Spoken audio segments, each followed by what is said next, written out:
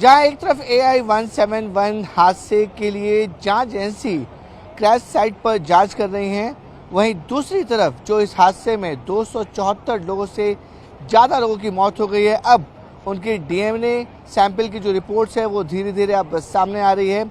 अब ये प्रोसेस शुरू हो रहा है कि जो DNA सैंपल जिन जिन का मैच हो रहा है उनकी बॉडीज़ पीड़ित परिवार को दी जा रही है।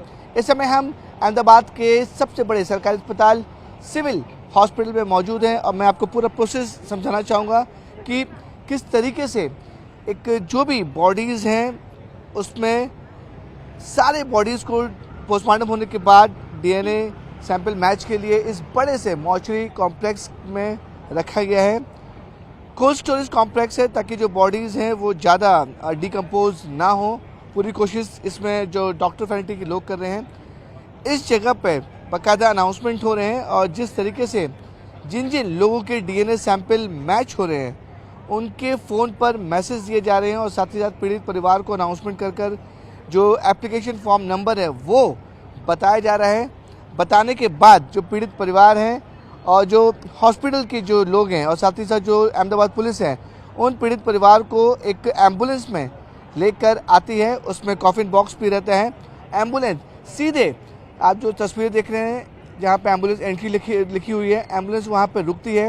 पीड़ित परिवार उसी एम्बुलेंस के अंदर पहले ही मौजूद होते हैं और DNA सैंपल जिस जिस बॉडी से मैच हुआ है उस बॉडीज़ को ऑलरेडी एक कॉफिन में रख कर पीड़ित परिवार को सीधे एम्बुलेंस में रख दिया जाता है और एम्बुलेंस आगे के रास्ते से दूसरी तरफ मेन रोड की तरफ निकल जाती है। तो ये पूरा जो सिस्टम है वो इसलिए बनाया गया है ताकि जो लोग हैं वो एक साथ भीड़ इकट्ठा ना करें। पीड़ित परिवार जो लोग हैं जो ऑलरेडी इतने ज़्यादा परेशान हैं 3-4 दिनों से अपनों को खोजने के लिए, उसके लिए सरकार ने और जो हॉस्पिटल प्रशासन ने ये सिस्टम रखा हुआ है कि जो एम्बुलेंस बाहर है उसमें पीड़ित परिवार को बैठाया जाएगा, नंबर दिया जाएगा जो DNA रिपोर्ट के नंबर्स हैं और जो एप्लीकेशन नंबर हैं।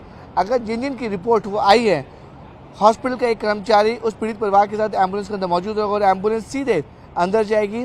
जो कॉफिन DNA बॉडी से मैच हुआ है उस कॉफिन को एम्बुलेंस पर रखकर दूसरे रास्ते से बाहर निकाल दिया जाएगा। अब तक की जो जानकारी मिल रही है कि 290 से ज़्यादा लोगों के DNA सैंपल्स लिए गए हैं।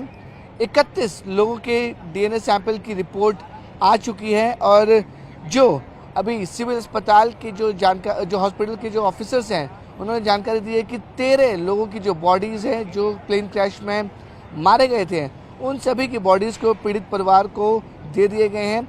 इस हादसे में कई सारे फॉरेनर्स भी हैं, उनकी विक्टिम फैमिली भी अब धीरे धीरे अहमदाबाद पहुंच रही है जो विक्टिम्स की बॉडी है उसको क्लेम करने के लिए।